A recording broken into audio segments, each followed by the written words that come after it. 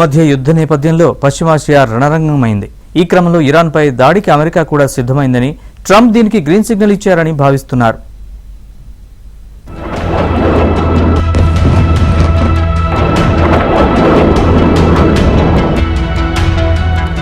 పశ్చిమాసియా కల్లోలం మరికొంతకాలం కొనసాగనుంది. ఇజ్రాయెల్కు అమెరికా పూర్తి స్థాయిలో సాయం చేస్తోంది. బాంబుల వర్షాన్ని తట్టుకోలేక టెహ్రాన్ను జనం వేడిపోతున్నారు. ఇరాన్ రాజధాని టెహ్రాన్పై గురిపెట్టింది ఇజ్రాయెల్. ఇరాన్పై దాడులు చేసేందుకు ట్రంప్ ప్రైవేటుగా అంగీకరించినప్పటికీ తుది ఉత్తర్వులు ఇంకా ఇవ్వలేదు. టెహ్రాన్ అణు కార్యక్రమం వదులుకుంటుందేమోనని వేచి చూస్తున్నారు. అయితే తాము తగ్గేదే లేదని ఇరాన్ సుప్రీం లీడర్ ఖమేనీ తేల్చి చెప్పారు. ఇజ్రాయెల్లోని అమెరికా పౌరులను తరలించేందుకు ట్రంప్ ప్రభుత్వం సిద్ధమవుతోంది. సైనిక దళాలను, యుద్ధ విమానాలను, రీఫిల్లింగ్ విమానాలను పశ్చిమాసియాలో రీప్లేస్ చేస్తోంది. అంటే ఇరాన్పై దాడికి అమెరికా సిద్ధమవుతున్నట్లే లెక్క. ఇరాన్, ఇజ్రాయెల్ మధ్య ఉద్రిక్తతలు మరింత ముదిరే అవకాశం ఉంది. అందుకే అమెరికా అత్యవసర మార్గాలను సిద్ధం చేసుకుంటోంది. టెహ్రాన్ ఇప్పటికే హద్దులు దాటిందని, దీనిపై స్పందించడం ఆలస్యమైందన్నారు. వచ్చే వారం చాలా కీలక పరిణామం చోటు చేసుకోవచ్చని, అంతలోపే ఏదైనా జరిగే అవకాశం కూడా ఉందన్నారు. Very simple. If they think that it's okay for Iran to have a nuclear weapon, then they should oppose me. But nobody thinks it's okay. People that I don't want to fight either. I'm not looking to fight. But if it's a choice between fighting and them having a nuclear weapon, you have to do what you have to do. Maybe we won't have to fight. Don't forget, we haven't been fighting. We add a certain amount of genius to everything, but we haven't been fighting at all. Israel's done a very good job with that. I have ideas as to what to do, but I haven't made a final. I like to make the final decision 1 second before it's due, because things change. I mean, especially with war.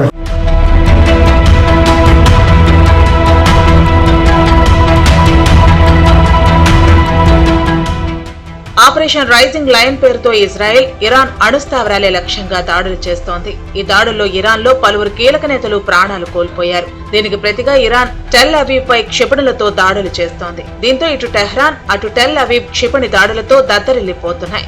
Massive ordinance పెనిట్రేటర్ బాంబును Iran పై ప్రయోగించేందుకు ప్రయత్నిస్తోంది Israel. అయితే ఈ bomb ఇప్పుడు Israel దగ్గర లేదు. ప్రపంచంలో బంకర్లను బద్దలు కొట్టే అతిపెద్ద బాంబు ఇది. ప్రస్తుతం అమెరికా దగ్గర మాత్రమే ఉందని సమాచారం. 13,600 కేజీలు బరువు ఉండే ఈ ఆయుధం టార్గెట్లపై ఖచ్చితత్వంతో దాడి చేయగలదు.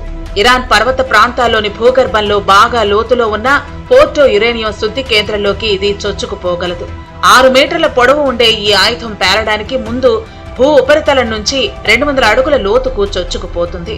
మాసివ్ ఆర్డినెన్స్ పెనిట్రేటర్ ఇప్పటి వరకు ఏ యుద్ధంలోనూ ప్రయోగించలేదు. ఇరాన్ అణు కార్యక్రమాన్ని ఆపాలంటే అమెరికా దగ్గర తీసుకొచ్చి దీన్ని ఉపయోగించాలని భావిస్తోంది ఇజ్రాయెల్.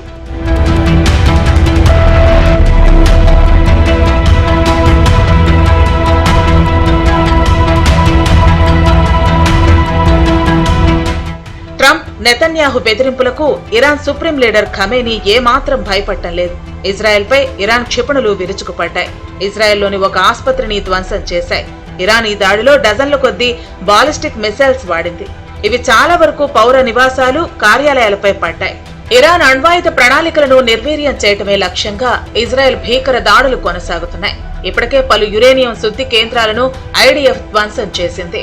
అయితే అణు బాంబుల తయారీ కోసం టెహ్రాన్ కు ఉన్న అన్ని వనరులను నాశనం చేయాలనుకుంటోంది ఇజ్రాయెల్. శాటిలైట్ సాయంతో ఇరాన్ ఎక్కడెక్కడ అణు కార్యక్రమాలు చేస్తుందో తెలుసుకుని అక్కడ దాడులు చేస్తోంది. ఇరాన్ ఇజ్రాయెల్ యుద్ధంలో వారం రోజులు గడిచిన తర్వాత ఇవాళ అమెరికా ప్రత్యక్షంగా జోక్యం చేసుకునే అవకాశం ఏర్పడుతుంది. గతంలో అమెరికా ప్రత్యక్షంగా లేనప్పటికీ అమెరికా సప్లై చేసిన ఆయుధాలు, అమెరికా ప్రోత్సాహంతో ఇజ్రాయెల్ పాలస్తీనా మీద దాడి చేసింది. ఇప్పుడు ఇరాన్ మీద దాడి చేస్తుంది. కాబట్టి అమెరికా, ఇజ్రాయెల్ వేరువేరు అనుకోవటం పొరపాటు. రెండు కలిసే చేస్తున్నాయి. కాకపోతే ఇజ్రాయెల్ని ముందు పెట్టి ఇతర దేశాలని స్మార్ట్ చేస్తున్నాయి. ఇవాళ ఇరాన్ ప్రతిఘటిస్తుంది.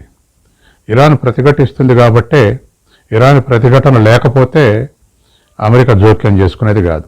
కానీ ఇరాన్ ప్రతిఘటిస్తుంది. అది ఇంకెడు దారితీస్తుందన్న భయంతో ఇవాళ అమెరికా ప్రత్యక్షంగా జోక్యం చేసుకునేటువంటి అవకాశం ఏర్పడుతుంది.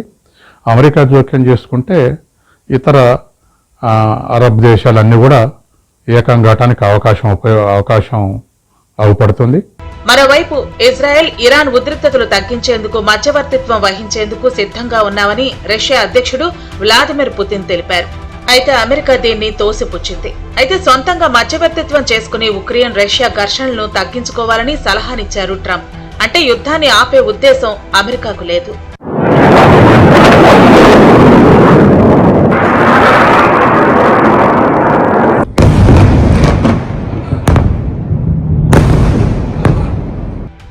ఇజ్రాయెల్ ఇరాన్ యుద్ధంలో ఎవరి పక్షము వహించడం లేదు భారత్. ఎందుకంటే ఇరాన్తో మనకు చమురు, వాణిజ్య సంబంధాలు బాగున్నాయి. అటు పాక్ పై మనం చేపట్టిన ఆపరేషన్ సింధూర్ ను ఇజ్రాయెల్ సమర్థిస్తూ సాయం కావాలంటే తామున్నామని చెప్పింది ఇజ్రాయెల్.